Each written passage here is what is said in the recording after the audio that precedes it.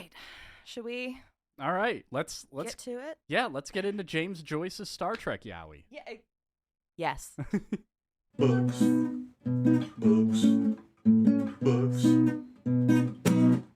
books, books, books. Hello and welcome to Didn't Read It, the podcast that has only the most wholesome and appropriate relations with ghosts. I am your host, Grace Todd, writer, editor, book gremlin, and with me today is new pal of the pod, Benjamin Braman. Hey Benjamin, how you doing? I'm doing great. I'm happy to be here. Like I've said, we're going to study some Star Trek Yowie written by famed fan fiction writer James Joyce. Yeah, that is definitely what's going to happen. Benjamin, would you like to introduce yourself? Yes, absolutely. I am Benjamin Braman. I am America's sweetheart. Yes. I am a showrunner and stand-up comic local to Richmond. I host the Bibliophilia shows at Fallout. I've been. They're very fun. Thank you. Happy to have you. Please come to the next one. It will be November 17th at Fallout. All right. It's a very good show. There's lots of weird literary horniness. I'm very excited for this one because I recently found out. Are you familiar with the magazine Heavy Metal, the French graphic? No. They did a movie in the 80s, and it's basically a film of what goes on inside a 13-year-old boy's head. Okay, yeah. And I recently found out that they published novels, and I am excited to find out just how terrible the sex scenes in this book are. Yeah. I can't wait. That's a thrilling preview into what we'll get in November.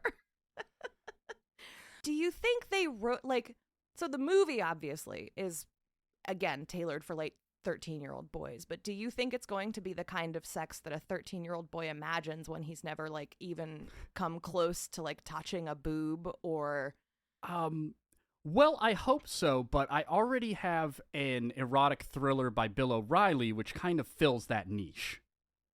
What? Oh, are you not familiar with the book Those Who Trespass? No. Oh. I'm sorry. I have a podcast where I read literature. Oh, I host a show where I read junk. And one of my favorite bits of junk is Bill O'Reilly's erotic thriller about where Bill O'Reilly hunts Bill O'Reilly, who is murdering all of his enemies in network television. I hated every part of that sentence worse than the part that came before. It just kept getting worse. It absolutely does. It is no. incredible. Oh, God. All right. Well, thanks for making my day appreciably worse. That is why I'm here. All right. So now I know that I am certain that you at some point, as part of Bibliophilia, have read erotica about ghosts. Absolutely. If I haven't, I am sure one of the guests has. My question for you is, do you believe in ghosts? I've actually never considered that. I have no reason to not believe in ghosts. That's fair. So you're ghost agnostic. I'm ghost agnostic. You're waiting for proof. I don't know if I believe in them or not, but in case they are real, I'm not ready to get on their bad side. Because, for every Casper, there's a poltergeist. Sure. Now, are you familiar with the scene in Ghostbusters where Dan Aykroyd gets a blowjob from a ghost? Or at least it's heavily implied. I mean, it's that and the Stay Puft Marshmallow Man are really the two enduring cultural touchstones of that movie. All right, so the story I've brought to you today, in a way, is a spiritual predecessor to that scene in Ghostbusters. Oh, for the ghost or Dan Aykroyd? Column A, column B, Excellent, even better. I'll let you decide. How about that when we've gotten through the story? What I have brought you is a weirdly horny little bit of spookiness from 1923. It was first published in the magazine Fortune, and then later as part of a collection called Uncanny Stories by an author named May Sinclair. Like the magazine about like billionaires' fortune? No, I think Oh. this is a much older magazine also called Oh, Fortune. this is version 1. Yes, this was a lit mag. Oh, wow. Back when lit mags were a thing that people actually like read and bought all the time. R.I.P. R.I.P. to lit mags as a concept. Rest in peace to the publishing industry in general. Oh God, the publishing industry is the horny ghost. It was the horny ghost all along. Are you saying the horny ghost was inside of us all along? Yes, it was about the horny ghosts we made along the way. Honestly, that's all I came here for. All right, good.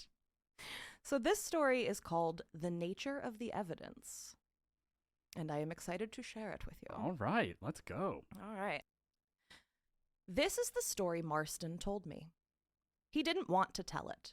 I had to tear it from him, bit by bit. I've pieced the bits together in their time order and explained things here and there, but the facts are the facts he gave me.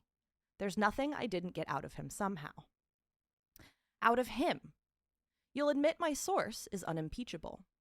Edward Marston, the author of an admirable work on the logic of evidence. You may say he lied, but if you knew Marston, you'd know he wouldn't lie, for the simple reason that he's incapable of inventing anything. And these are friends, right? Yes. So this story has a little bit of a framing device, right? We have a narrator who's telling us what happened to Marston. We never get any details about this narrator, so you're kind of left to assume that this is just one of his guy pals. So far in the story where I wrenched this story from my friend who absolutely did not want to tell it, and now I'm just going to share it with the world. Yes. Here it is. Have Let's fun. go. And so what we're establishing about Marston, like right off the bat, is that he at least prides himself on being extremely logical, right? He's written this book on the nature of evidence. And reading between the lines a little bit, it sounds like he's sort of a gentleman scholar. Rich dude with Writing books. poor taste in friends. Yes, indeed, exactly. And we find out that Marston was married twice. And it says, he adored his first wife, Rosamond, and Rosamond adored him. I suppose they were completely happy. She was 15 years younger than he, and beautiful. I wish I could make you see how beautiful. Her eyes and mouth had the same sort of bow, full and wide-sweeping, and they stared out of her face with the same grave, contemplative innocence. She wore her hair in a solid gold fringe over her forehead, like a child's, and a big coil at the back. When it was lit down, it hung in a heavy cable to her waist. She had a trick of tossing back the rope of hair in the night when it was hot under her, and it would fall smack across his face and hurt him. Which, like, I have read this story like 6 times now, and I still can't quite figure out the move that would get that much hair to, like, fly. I don't know. It also doesn't seem like something you would just do in your sleep. It is. Also, did the gross narrator say that she is 15 years younger than him? Yes. How old is Marston? Do we ever get that answer? We don't know. Oh, that's upsetting. Yeah, it's good. 1923. Woohoo! And it's gonna get weirder. I hope you're ready. There was a pathos about her I can't describe. A curious, pure, sweet beauty. Like a child's. Perfect and perfectly immature. So immature that you couldn't conceive its lasting like that, any more than childhood lasts. Marston used to say it made him nervous. He was afraid of waking up in the morning and finding that it had changed in the night. And her beauty was so much a part of herself that you couldn't think of her without it. Somehow, you felt that if it went, she must go too. Well, she went first. So, you know, the thing about the 1920s is maybe there was just too much empathy for people. So we've got Rosamond, the perfect childlike.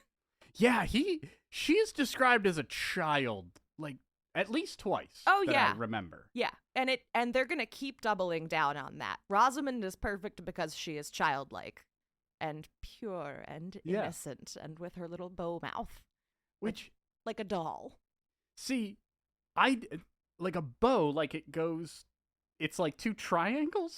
Like that's what I'm picturing. It's like a mouth shaped like a bow tie, and I'm just picturing something that kind of opens the way the predator's mouth does. I have never actually really thought about what a bow-shaped mouth means. I know what they are intending, but shape-wise, you are correct. That does not make a lot of sense. It's definitely like it opens sectionally, right? Like, yeah, absolutely. Yeah. She's an eldritch horror. Oh well, yeah. Now we're back in. She was 15 years younger than Marston, who was 670 years old. Yeah. Okay, that's a little less problematic if they are both just ageless horror beings. Relative age gaps get a lot less concerning. Yeah. Right, when you're standing outside of space and time. Exactly, yeah. It's like when you both have just like a weird symbol for your age, like 15 years here and there. So she dies, and Marston is a mess. He's beside himself, at least for a while.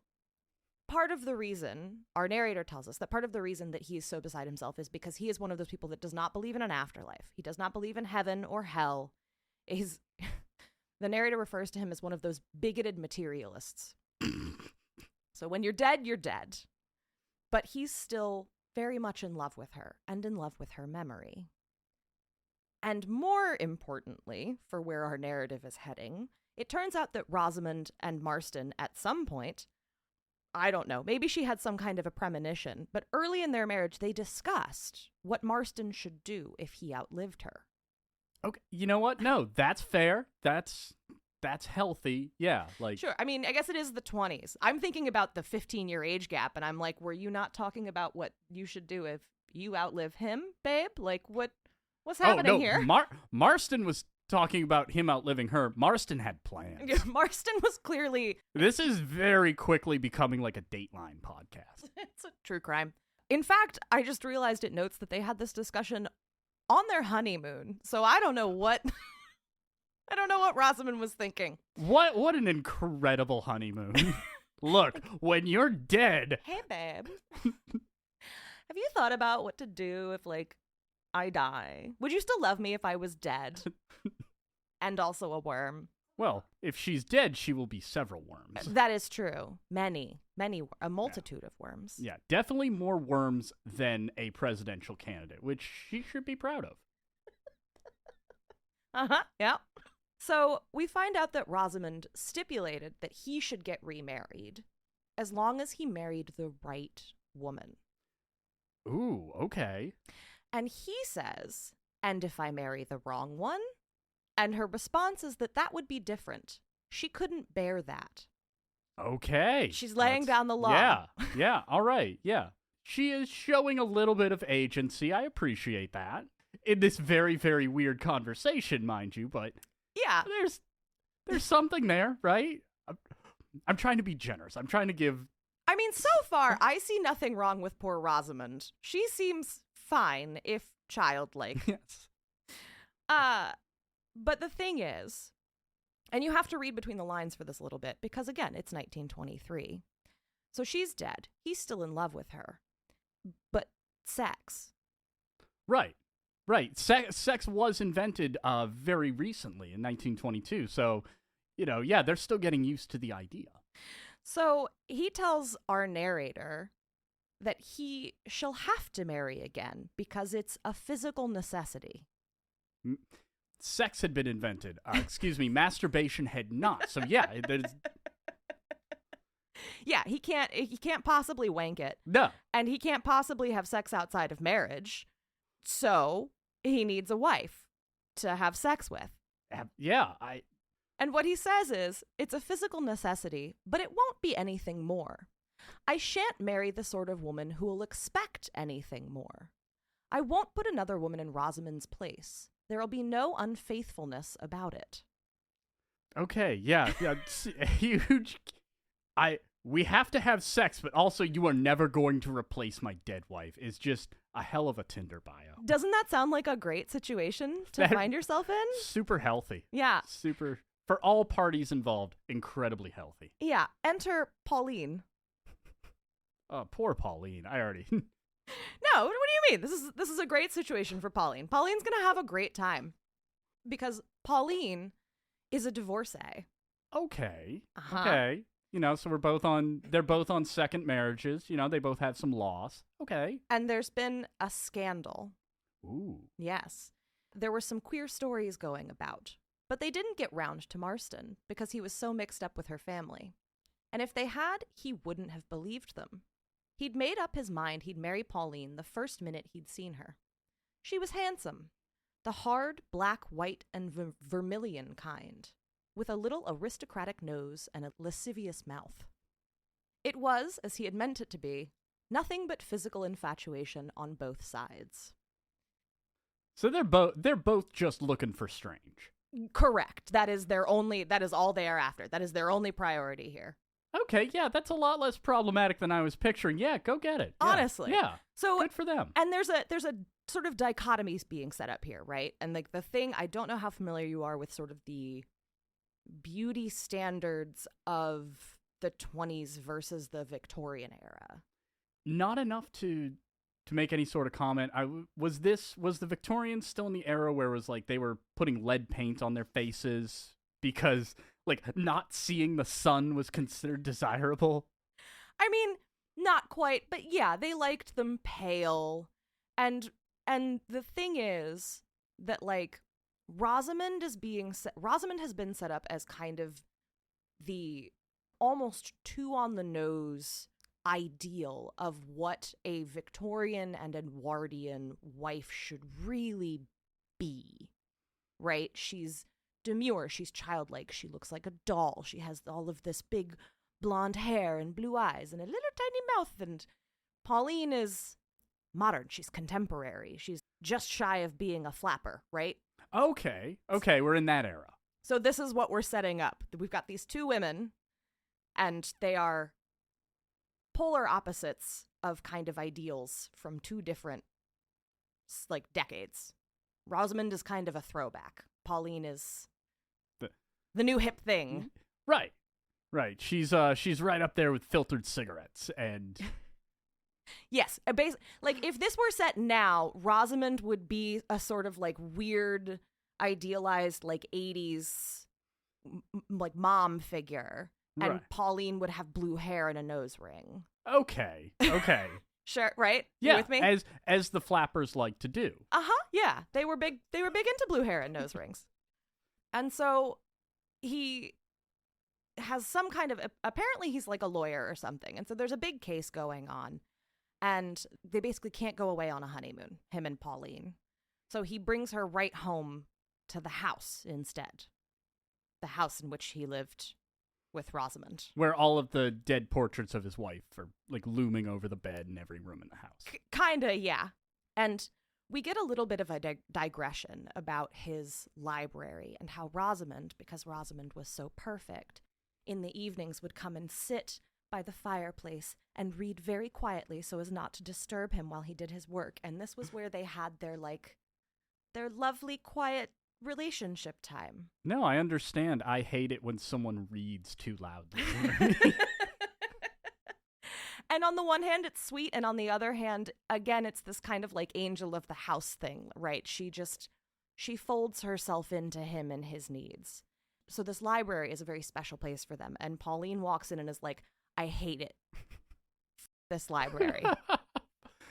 Reading books. And it says, she stood there, I can see her, on the hearthrug by Rosamond's chair, looking uncommonly handsome and lascivious. They call her lascivious a lot, and the only editing I would do to this story is be like, okay, you've used that word too many times. Come up with a new one. Anyway. He was going to take her in his arms and kiss her vermilion mouth when, he said, something stopped him. Stopped him clean, as if it had risen up and stepped between them. He supposed it was the memory of Rosamond, vivid in the place that had been hers. So, he's like, you know what? Never mind. You don't need to be in here, babe. That's fine. Don't worry about it. Like, not everyone is a fan of reading. That's fine. Maybe she's more of a Kindle person. Right, exactly. She's reading smut on her Kindle. And you know what? I support it. Yeah, exactly. But something in the library is keeping them at a distance from each other. And that's not really a problem, right? She doesn't need to hang out in there. But then there's the bedroom. and the problem of the bedroom. There's a problem in the bedroom. There's a problem in the bedroom. All right, let's go. The problem is that there are only 2 bedrooms of any consequence in this house. And this is, again, the 20s. People are still doing the separate bedroom thing, at least in well-off families. So he has a bedroom, and then the only other room nice enough for Pauline is Rosamund's room. Oh, I see. And I guess traditionally, if you are a married couple with separate bedrooms, the man goes to the woman's room for sex. Right? She doesn't come to you, you go to her. I guess because she has like the nicer, I don't know. Maybe the notion is that women want to have sex on their own territory, but like this is very much women are never supposed to be seen as wanting sex. So it's inappropriate for her to come to you because that's the equivalent of her initiating. So many hangups. There's so many unnecessary hangups. Like, you look so baffled right now. I'm just baffled because it's like, you live in the same home, you're married. Like, at what point do your Victorian principles just go, hey, 2 married people at some point are going to have sex? Like, we can assume married people at some point are going to bone. Yeah, but only if the man asks first. Only if the man storms into your room and demands it. I mean, that was marriage for most people centuries. If anything, a lot of women were probably in their rooms twiddling their thumbs, being like, I hope he does not show up tonight. I'm gonna hang out and masturbate reading Byron. I mean, as we all plan to do tonight, right? That's my nightly routine. Yeah, is that not normal? That's actually part of my nighttime routine. It's skincare, masturbation, and Byron, silk cap over my hair, bed. Yeah. As the Bible intended. So Pauline is infatuated with Rosamund's bedroom. It's apparently very beautiful. It was actually like made up out of 2 rooms were joined together, and she's like, this is great. Hates books, loves bedrooms. Yes. And Rosamund's room, again, kind of cementing this dichotomy, it notes is like done up all in like 17th century wood furniture, and it smells of roses, and it's all this kind of very like Victoriana femininity.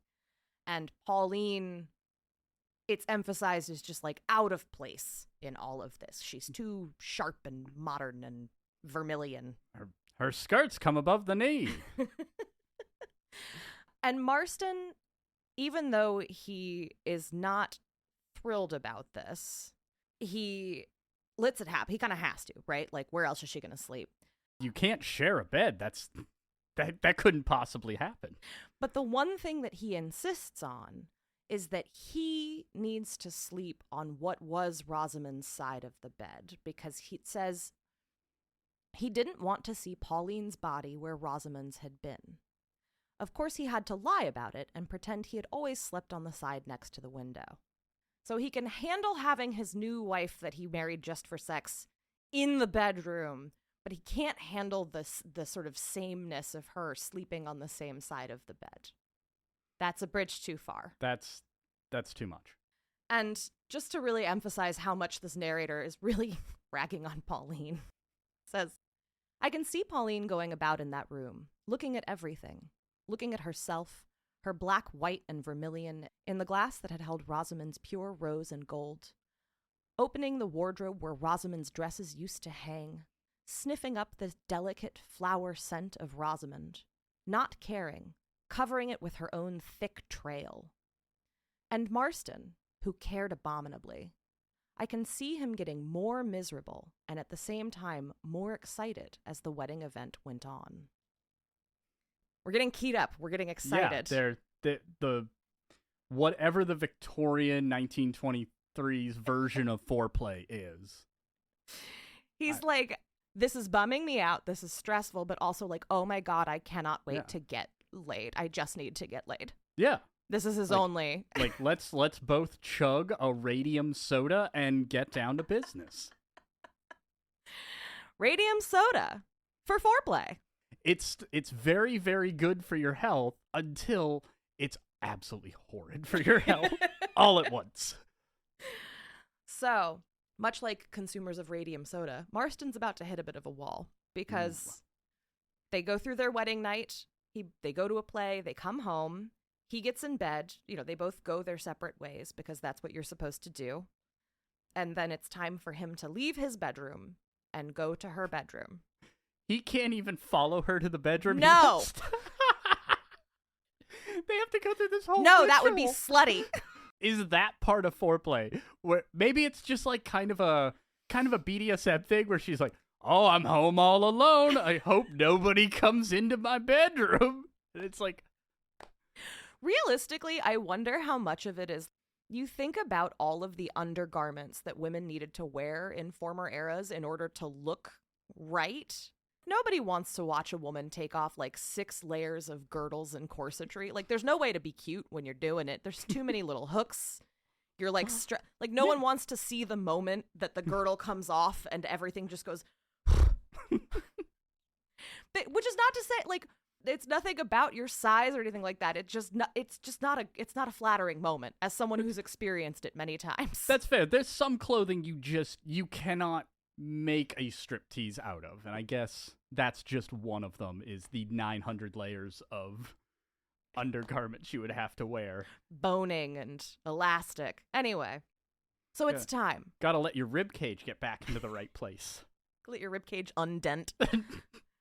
So she's undented her ribcage, and one imagines lying beautifully in the bedroom doing one of these numbers like, "Yes, hello." And it's noted, by the way, that, like, she also married him for sex. That's all what we're doing here. Yeah, that's the least problematic part of this, is they're both just, like, adults that want to have sex. That's a normal thing. And here's what happens. Oh, no. He opens his door. He starts to cross the landing to go to her bedroom. And it says, Marston swears there was nothing there when he opened his own door. But when he came to Pauline's, he saw Rosamond standing up before it. And, he said, she wouldn't let me in. Her arms were stretched out, barring the passage. Oh yes, he saw her face, Rosamond's face. I gathered that it was utterly sweet and utterly inexorable. He couldn't pass her. So, he has married the wrong woman, according to his dead wife. Apparently. She just won't let him in the room. And he's understandably a little taken aback by the appearance of his dead wife. And so he just goes back to bed and just leaves the door open, watching her as she, I guess, just stands there like this. I guess you don't experience, like, muscle fatigue when you're dead. And she could just leave her arms outstretched the whole night. Yeah, for hours and hours, apparently. And Pauline is unimpressed the next day. Which, I mean, understandable. It's the first hallucination. So it says that he essentially persuades himself that it was, quote, a hallucination due no doubt to his excitement. He was just so raring to go that he pictured his dead wife saying, absolutely no. Haven't you ever been so horny that you hallucinated one of your exes? I haven't, but you know what? Life is a journey. Life is a journey, and, maybe someday I'll get to experience, dead anti-sex apparitions. Yeah, that's something we all dream of. And so he has not yet explained to Pauline what the problem is. He just, I don't know, makes her think that he blew her off on their wedding night. It's a super understandable situation, as we've discussed, I just saw my dead wife and was like, well, no sex tonight, honey. So he tries again the next night, and Rosamond appears, but this time she doesn't stop him. It says that she draws aside to let him pass and smiled at him, as if she were saying, go in if you must. You'll see what'll happen. And he goes into Pauline's room, and Pauline is like, tight, like, let's do it. Yeah. And Rosamond appears in front of the bed, like between him and Pauline. And he starts panicking and like backing away from her with a look of horror on his face. And she's like, what is the matter with you? And they have this little exchange because it says he loses his head and blurts out, I can't. And she says, can't what? And he says, can't sleep with you. She won't let me. So Pauline assumes that he's drunk. He stumbles out, storms off to bed, and the next day she's like, Edward, why did you come stumbling into my room when you were drunk and start yelling about your dead wife? This is in the era when you can buy like cocaine and heroin on like a pharmacy shelf, right? Yes, absolutely. Oh, absolutely. Yeah. Then honestly, the apparition's starting to make a lot more sense. This is all dialing in for you. He is tripping f***ing balls right now. Yes, very much so. What the story is neglecting to mention is that he is just on so many drugs. And he tries to explain to her that he's not drunk. There's a ghost, which is an excuse I haven't heard before. And she says, if you aren't drunk, then you must be mad. And he says, perhaps I am mad. And then it says, that set her off, and she broke out in a fury. He was no more mad than she was, but he didn't care for her. He was making ridiculous excuses, shamming to put her off. There must be some other woman. Marston asked her what on earth she supposed he'd married her for. Then she burst out crying and said she didn't know. So she's like, you are making up all of this stuff about your dead wife because you're having sex with somebody else. And he's like, no, sex is literally what I married. Like that was the point. You are here for one reason, woman. And she's like, then why aren't you f***ing me? Yeah, she's like, if you're going mad, just take some heroin. It is readily available. They get caught in what amounts to like an impasse where every morning he like wakes up horny for Pauline all over again. But by evening, he's like, but my ghost wife. my ghost wife won't let me have sex in the only room in this mansion we're allowed to have sex. Like, correct. Do they ever try to outsmart the ghost by like, so, yeah. So Pauline is not going to be beaten this easily. Hey, you know what? Good for her. She knows what she wants. Honestly, Yeah, I'm kind of team Pauline here. So it's very emphatically said that he is working himself into like a crescendo. He is losing his mind with horniness. And Pauline decides, okay, I don't know what the hell is happening. We've got to do something about this. And so she proposes that he go into the bedroom ahead of her. And then Pauline will come into the bedroom after him. Oh, into Rosamund's old room. Yeah, correct? They're still trying to have sex in Rosamund's old room. Yeah, well, you have the sex room there. You're gonna have to have sex in it. Yes, indeed. You don't build a sex dungeon and, keep your air fryer in there. Exactly. So the plan is that he's going to go in, strip down, get in bed, and wait for her. All right, yeah, I'm on board with this. Look, hey, you know what? No kink shaming. Well, because if there's one thing that we know ghosts love, it's trying to trick them on technicalities. It always works really well. Yeah, it always has a happy ending when you trick a ghost. So he gets into the room. And Rosamund is there, asleep. She was lying there in his place next to the window, her own place, lying in her immature, childlike beauty and sleeping, the firm, full bow of her mouth softened by sleep. She was perfect in every detail, the lashes of her shut eyelids golden on her white cheeks, the solid gold of her square fringe shining, and the great braided golden rope of her hair flung back on the pillow. It's just giant long dread going down her back. Just like so much f***ing hair. And so Pauline comes in and he's like, no, this is not gonna pan out. And I think maybe we should just go both sleep in my room. And Pauline is like, no, this is my f***ing bedroom. Yes, literally. Like, she says, I will not be frightened out of my own bedroom by a ghost. Wait, so has Pauline seen the ghost now? No. Okay. So from Pauline's perspective, this is all very confusing. Yeah, she's living with a crazy person. Uh-huh. But to be fair, so many people in the 20s have syphilis. That is true. You keep coming up with excellent reasons as to why this man could just be hallucinating wildly. I mean, we are like, this is 100 years in the past, and it is like talking about like cavemen. Heroin and cocaine will solve all of your problems.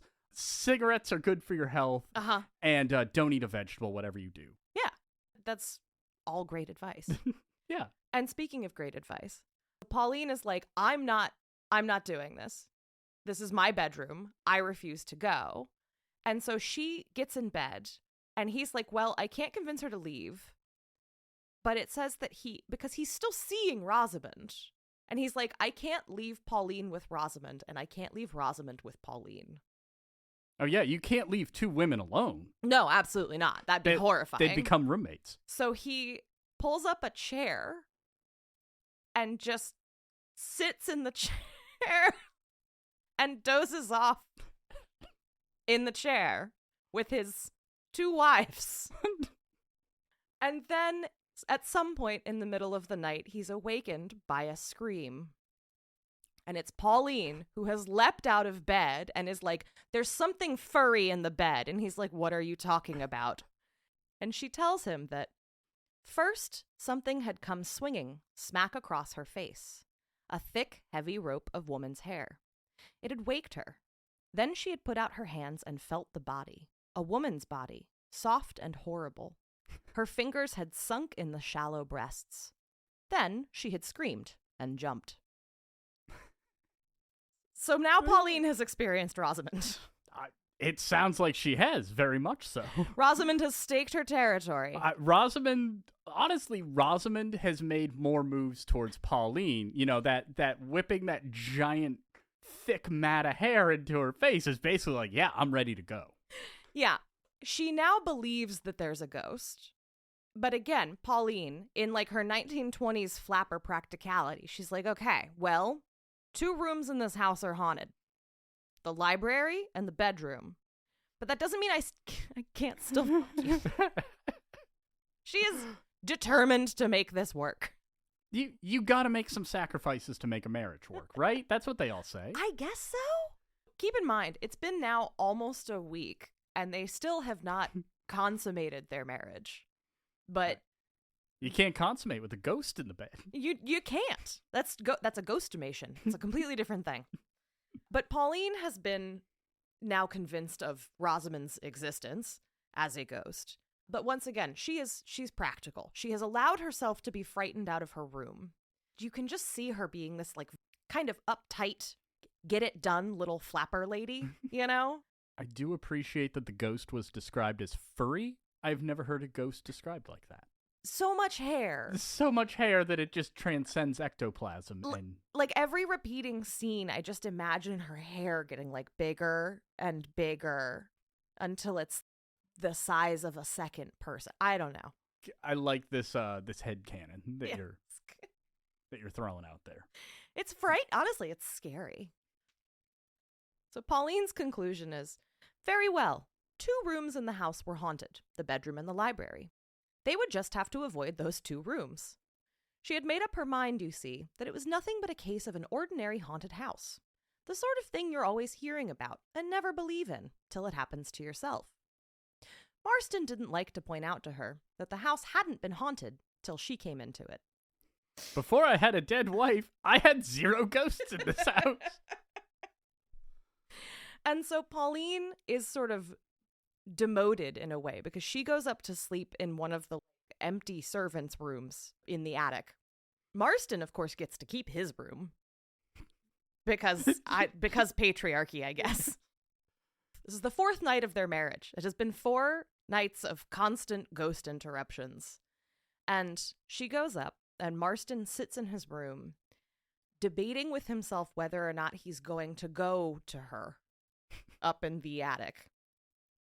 And it says, he wasn't nervous, but he had a queer feeling that something was going to happen, and that he must be ready for it, and that he'd better be dressed. And so he sits up reading a book. And after midnight, he hears the doorknob turning very slowly and softly. The door opened behind him, and Pauline came in, moving without a sound, and stood before him. It gave him a shock, For he had been thinking of Rosamond, and when he heard the doorknob turn, it was the phantasm of Rosamond that he expected to see coming in.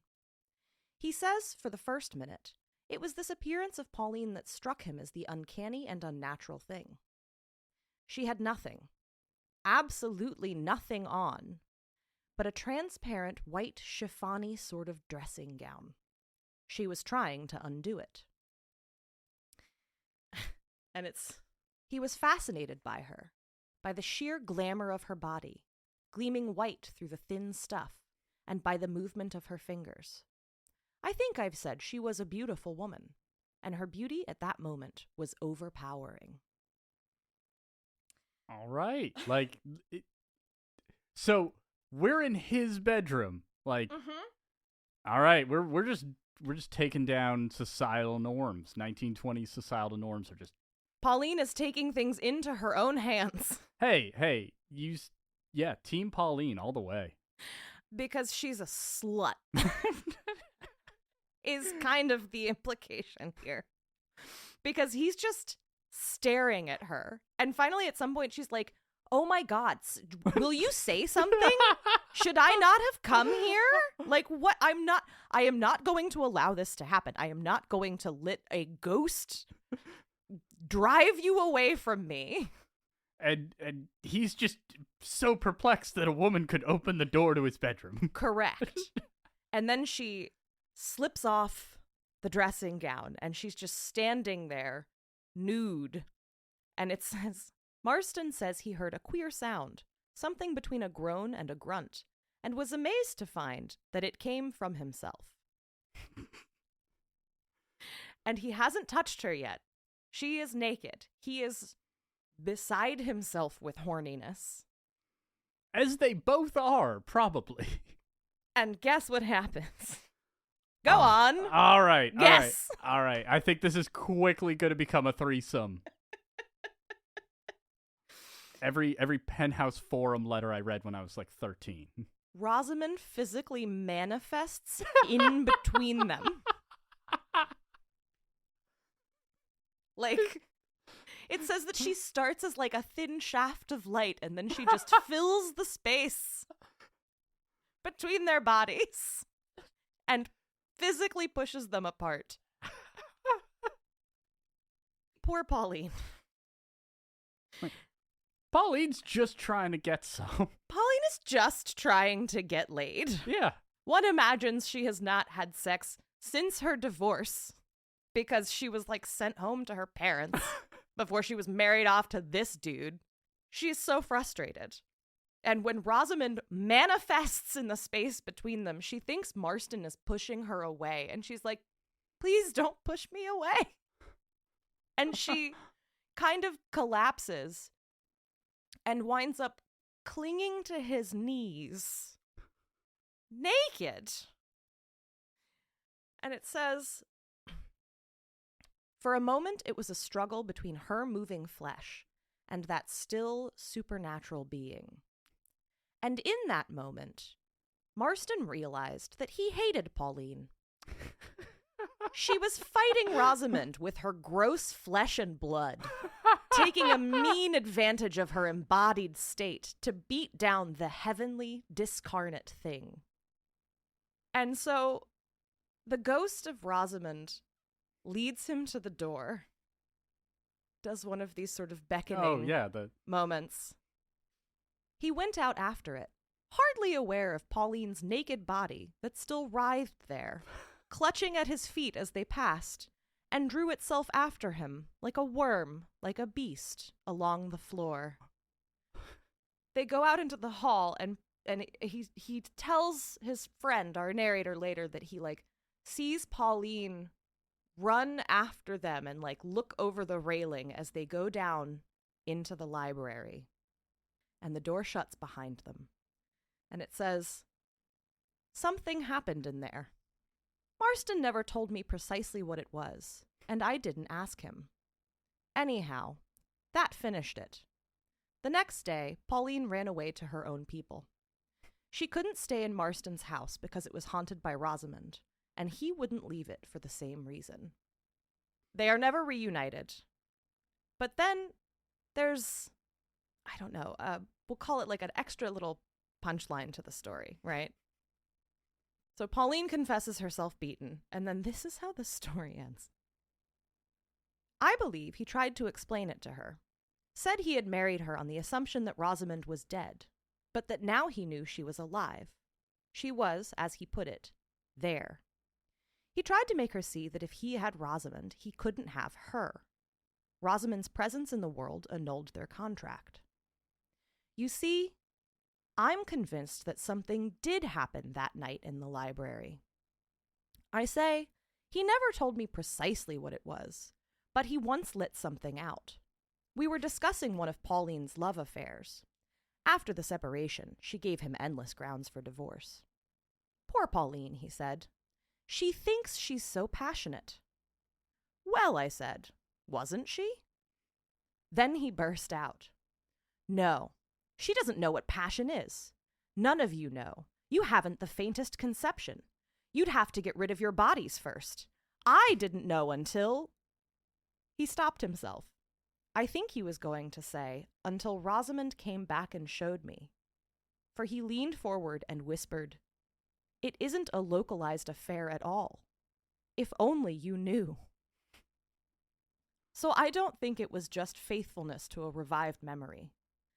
I take it there had been, behind that shut door, some experience, some terrible and exquisite contact. More penetrating than sight or touch. More extensive.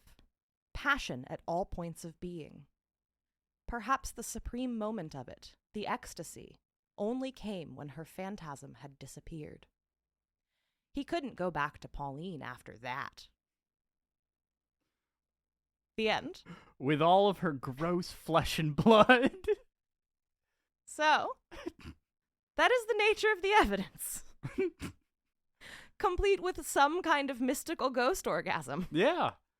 He had sex with a ghost in a library. Uh-huh. Yeah. He experienced an ecstasy you can only have if you get rid of your body. So, David Cronenberg has been recruited to direct, like, a movie version of this, right? Because that's what we're getting at here, is some sort of, extreme body horror. Get rid of your flesh. So what do you think? What are your thoughts? There was a line that you said near the end that stuck with me that was, Pauline gave him grounds for divorce? Did I hear that right? Yeah, so in the 1920s, they didn't have no-fault divorce. Yeah. You can only get divorced on grounds of adultery. It was failing to fulfill, like, marital duties. I'm trying to remember how they phrased it. Yeah, it's like a very short list of things. Yeah. And so one of the things is a thing would happen when people wanted a divorce where basically one of you had to go cheat and then be called out publicly in court as a cheater. So Pauline is like, well, this. Which, very understandable. If my partner was like, hey, I don't want to have sex with you, I'm going to walk with this apparition into a library, I'd be like, that sounds like we've broken up. That sounds like we're done. Yeah, that's it. Yeah. But that's a huge bummer for poor Pauline, because this is, yes, she's finally getting laid, and we're happy for her. But she's also publicly ruining her reputation. That is the downside. This is a kind of social death for Pauline. Yeah. She's had her life fucked up pretty badly by all of this. And yet the guy that is screaming at his supposed friend about ghost sex is A-okay. Yeah, he's fine. Yeah. He's living with his dead wife. Yeah, exactly. And in a completely natural way, as the Bible instructs us to keep our marriage, even after death, you will never part. I remember that, at all those weddings. Yeah, absolutely. What I find so interesting about it, okay, so May Sinclair, she's doing some stuff here. We've got this kind of dichotomy of the modern and the outdated, and this kind of figure of the angel of the house who, like, won't even leave in death. But she's also, Rosamond's ghost has rendered him permanently sexless, right? Yeah. That's the implication of the ending. He had some kind of very strange ghost orgasm experience, and now human sex just won't cut it. Yeah, he's just experienced something that's like, I can never go back. Mm-hmm. That is I think the sort of central joke of this story is that Rosamond is the kind of ideal that men say that they want, dialed up to like 11, you know? And that's still a thing that creepy right-wingers do, right? Is describe women as like endearingly childlike. Yeah, the trad wife. Yes. Sort of thing. Yeah, she is referred to as immature and childlike. Like, once is too many times to refer to your wife as an immature childlike being, but yeah, it's not good. No. But like she's basically, she is the figure of like the ultimate trad wife, to the point where she won't let him kind of move into the future and have a partnership on more equal footing. Admit it, you know? He and Pauline they just want to have sex, and they probably could have had a pretty fun marriage. yeah. This is almost like the ultimate toxic relationship. Because she says, after I die, I will let you get married, but only to the right woman. And the right woman is her ghost body. The thing that Sinclair is doing in this story a little bit is, oh, you want a perfect, childlike, innocent, pure bride who thinks of nothing but you and whether you're doing the right thing and functions as this unimpeachable, like, moral presence in the household? Fine, fucking have her. See how you like yeah. Is this what you want? Is this what you want? Yeah, I think the most upsetting thing is what you said earlier, that, like, yeah, he is still, like, Pauline is ruining her reputation, and this guy is still going to be kind of a big deal in society, you know? Yeah, he's fine. Yeah, that's Marsden. He fucks ghosts. I guess also from the flip side, Rosamond appears to be just trapped in her preoccupation with this man for eternity. Yeah, it's a very toxic relationship. Like, and here you have poor Pauline that's just like, hey, I'm not a child bride, and I'm also made of flesh and blood. And he's like, Ew. Yeah. You gross flesh and blood. Ugh. Boring. No, that's, yeah, like the height of perfection would be someone that doesn't leave you even after death, that is still putting your needs first. How did he describe her as being in the library? Like, she folded herself into the space almost? Oh, yeah. Hang on. Let me find it, because it's such a depressing portrait of a marriage. Yeah, this she exists kind of on the periphery, like. She had her place in the corner by the hearth, and they were always alone there together in the evenings when his work was done. And when it wasn't done, she would still sit with him, keeping quiet in her corner with a book. Taking up as little space as possible. In my little dedicated chair that's out of the way. Yeah, you know it's not as nice a chair as he has. Kind of like the setup in All in the Family. Yeah. It's like, it's got like a hard back, you know? She's like never been comfortable a day in her life. Well, she is carrying around what sounds like 30 extra pounds of hair behind her, too. She was killed by fatal neck strain. Yeah, I was going to say, her neck muscles must be just enormous. Well, and she's so, like, the way she's described is so doll-like. She doesn't say a word. There's no direct... Oh my God, you're right. There's no direct dialogue from Rosamond at all, except for when they're discussing, like... Yeah, don't flappers after I'm gone. Yeah, basically. And I think even is that done in summary or is that in quotation? That is so dark if she doesn't have a single line. That is done in summary. Oh, wow. She does not say a word. Oh my God, yeah, that is... The perfect woman, yeah, right? that is that trad wife, you know, yeah, like, what is it, seen but not heard, or... Uh-huh. I wasn't sure if I was going to mix that up with the Arrested Development quote. Finishing each other's sandwiches, indeed. I don't think it will surprise you to know that the woman who wrote this was a suffragette. And a pretty intense feminist.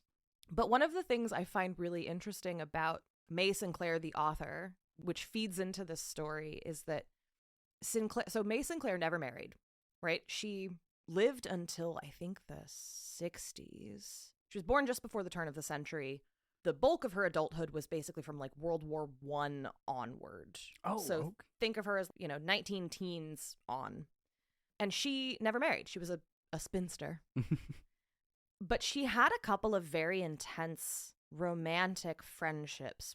I think it was with two men and then maybe with one woman? Very unclear. What I do know canonically is that there was a woman who was in love with her, but it appears that she rejected her.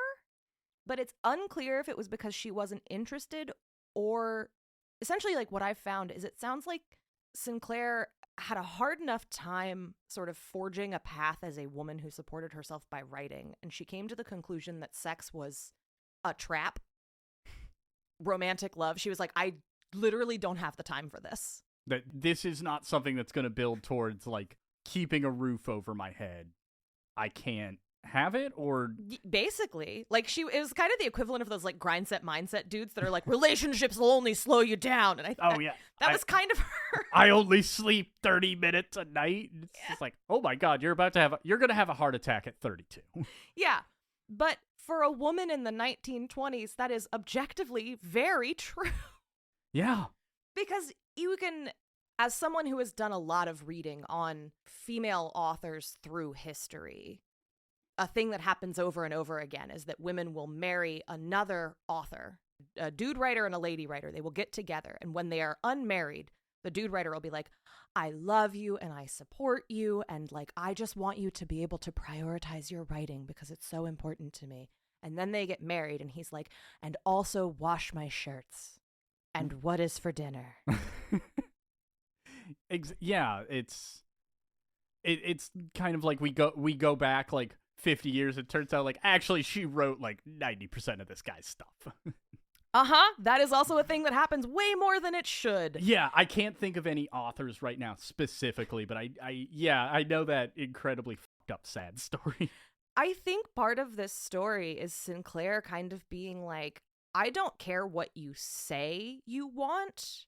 What you want is Rosamund. Men, writ large. It is the 20s. We are supposedly like moving into a new era of women's rights.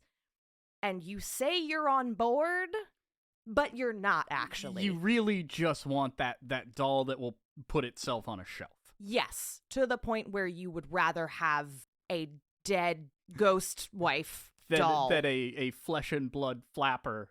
Yeah, who commits the sin of wanting sex. Because that's the turning point. It doesn't matter how horny he is for Pauline.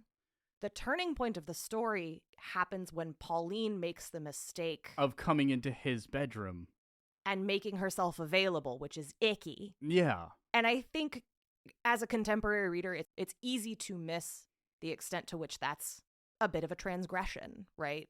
The contemporary equivalent would be a woman showing up like at your job with nothing underneath her trench coat. In terms of like how risque it feels. Okay. Yeah, that is something I don't think I ever knew that like you were expected to sleep in separate bedrooms. Yeah, it was a whole thing. Until ultimately I think the thing that did that in was essentially like the various housing crises. We just ran out of space, and it was like, you know what? Yeah, like, the kids don't need to hear us padding back and forth in the middle of the night anymore. Like, no one can afford a 4-bedroom house because mom and dad need separate rooms. This is insane. Look, Timmy can barely finish his morning cigarettes before he goes off to the mines. Although it's funny because I did definitely read a lifestyle piece in the New York Times a few years ago that was about how rich people are going back to having separate bedrooms. So everything old is new again. Well, look, do you expect Ben Shapiro's wife to be around him 24 hours a day? Like, she's already sacrificed herself enough, I think. Ben Shapiro's wife is a ghost? All right, that's the conspiracy theory I'm here for. That's it. I for a great many reasons, do not follow Ben Shapiro. Has he ever actually put out photos of his wife, or does he just, like, talk about this vague figure? Oh, God, I don't know. But you heard it here. Ben Shapiro is legally married to a Victorian ghost. I mean, now we understand why he had a problem with that song. As he was like, no, ectoplasm isn't wet. You guys don't get it. You'd have to get rid of your bodies to understand. Yeah. Now, was May Sinclair, that name does sound familiar. Was she mostly a fictional author? Did she do nonfiction works? She wrote a good amount of stuff. She's one of those authors who was very successful in her time and helped sort of foster the careers of Ezra Pound and other people who wound up being more famous. Oh. And her stuff kind of got lost. And unfortunately, I really wanted to read more about her life, but she's just obscure enough that the only good recent biography I could find is $150 and not available as an ebook anywhere. And so I did not buy it. I'm sorry, dear listeners. I believe, are you telling them that this podcast has switched to a subscription-based format? $150 a listen. If you want me to have all of the deets on every author, some of you are going to have to start sending me Barnes & Noble gift cards. But yeah, so she was like friends with Virginia Woolf, and she was in that scene in England at the time, and she wrote several novels. But again, she just kind of, a lot of her stuff isn't even in print anymore, which is a shame, because like I want to read more of her work, especially after finding this story, which I was going through my various short story collections trying to pick something to record with you, and I was like, oh, ghost boners. Perfect. That is all I've ever wanted out of life, is when people hear the word ghost boner, like, that I immediately come to mind. We need like a poster of just you like doing the thumbs up, just yeah. like ghost boners. Like to picture like a shuttered Hooters in the background. Yeah, absolutely. So yeah, any questions? Anything about this that you're like, what is happening? Well, so I do think like listening to you read it, I hadn't been thinking about the fact that, oh yeah, people thought they were supposed to be embarrassed about sex. Yeah, this story is very risque for its time period, which is the other reason that her reputation didn't last very long, because people were like, what are you doing? She was a woman that acknowledged sex. She's practically a witch in the 1920s. More or less, yeah. That story's actually very appropriate because we are kind of circling back to that. We keep bringing up trad wives, and yeah, we do have that, like, oh, you just want like a live-in servant that occasionally touches your private parts. Nothing ever changes. Yeah, it's just 2023, 1923, like, come see, come saw. God, if only that meant we could start buying like the good drugs at like the pharmacy again. You're like, look, you can have my rights if you just give me a lot of laudanum. Look, you're on enough laudanum. You're not really like completely there anyway. I mean, yeah, you could beat by beat rewrite this story with a chatbot girlfriend or like some kind of computer-based, impossibly. Oh yeah, that would be super fun. Like, yeah, like dark, but that would be fun to read. Yeah, and like it would work. Like you could absolutely redo this story, and instead of like, oh, but like this ghost is so pure, it's like, oh, this chatbot that has never disagreed with me is so pure, and this woman with her like personality and her blood and her skin is just like, ugh. I fed her last week and she wants food again. What is going on? I need my AI like Chat GPT girlfriend to just come between us in a flash of light and take me to my library of Kindles. Just like, and I didn't actually think about this until just now. And goddamn, Sinclair was good at writing. So Marston marries her just for sex, right? And there's that whole note about the scandal and the divorce, which means that Pauline is sexually experienced. Pauline could have given him probably the best sex of his life, because the only sex he had had previously was with a virgin child bride. Yeah, like that is horrifying. Is that not only is he having sex with a ghost, he is having sex with a child ghost. And it's, yeah, instead of this, like, adult woman with thoughts and feelings. And, like the extent to which Marston is so emphatically shooting himself in the foot, he could have sex with a woman who knows how to do sex. like, properly. But instead, as we all remember, your first time is just, like, you know exactly what to do and everything feels great, you know, and he would rather have that. I know Pauline is a fictional character, but I hope that she found joy. I hope she went and had so many very good affairs with very hot people. Yeah. Of both. I hope she went and got some lesbian strange. I hope she decided she was into women after this. Yeah, I hope she went on like an eat, pray, love journey. But yeah, obviously the eating is a reference to lesbians, and and prayer obviously oral sex, and then well, the whole thing is about love. I don't know where I'm going with this. I want like fanfic of just Pauline's sequel, just being like that crazy motherfucker. She becomes a ghost hunter. Somebody's just like, all right, listen, I understand your last husband was crazy. Can we please leave this bar and go back to your place? Pauline comes back and she's like, I'm here to free Rosamund's ghost. I'm helping her cross over so that she doesn't have to put up with you forever. You fucking creep. Solidarity. Yeah, hey, yeah, Team Pauline. Team Pauline all the way. I will say I am glad she at least sees the ghost. Yeah. It would have been worse if she had just been like, is he making this up? What is happening? I don't know why this man married me. He just keeps wandering into my bedroom drunk and screaming. She's like, I haven't had sex in 3 years. And every time he sees me, he just starts screaming. And I don't know why. Well, I think we've plumbed the depths of ghost orgasms, unless there are anything else you'd like to make sure we touch on. Just, yeah, if you're out there, I fully endorse sex with flesh and blood people over ghosts. Thank you for that. I'm throwing out some hot takes on here. Child brides are bad, and you should not have sex with ghosts if you have a flesh and blood wife. Happy spooky season, y'all.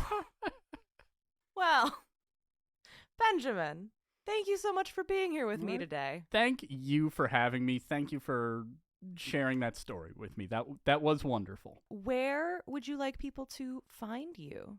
Let's see. You can come to the Bibliophilia show on November 17th. Hell yeah. If you are listening to this after November 17th, I don't know what to tell you. You can follow me on Instagram at Dr. Jammin, DRJAMIN. And at some point, I may or may not put up a poster of the next one. Hell yeah. Sounds good. We will also be doing the Punks for Presents comedy show on December 12th. Oh, yay. Yeah. Exciting. We love Punks for Presents. They are the best. Well, thank all of you for being here with us today as spooky season continues apace. This one was a little goofy, a little horny, because, that's what Halloween time is all about. Just a reminder, as always, that we have merch if you want to help me keep making this show so that I can afford the $150 out-of-print biographies of obscure authors. There are t-shirts, there are mugs, there are all kinds of things. And I think soon we will launch some kind of Patreon Ko-fi. I don't know. I'm gonna figure it out so that you guys can give me like $1. But all of that aside, happy October, happy spooky season. And as always, if you can, this week, this month, this pay period, consider supporting a living author, because they could really use the love. Bye. Didn't Read It was created, written, recorded, and edited by me, Grace Todd. You can follow the show on Instagram or Twitter at Didn't Read It. Our theme song is Books, written, performed, and recorded by William Albritton. For sources cited and a full list of episodes, you can visit us at didntreaditpod.com. If you enjoyed the show, please consider leaving us a review. It makes a big difference, and we appreciate it immensely. If you did not enjoy the show, we are accepting applications for a full-time nemesis at didntreaditpod@gmail.com. Special thanks to Black Iris Social Club in Richmond, Virginia, and to Pesca Trio Publishing.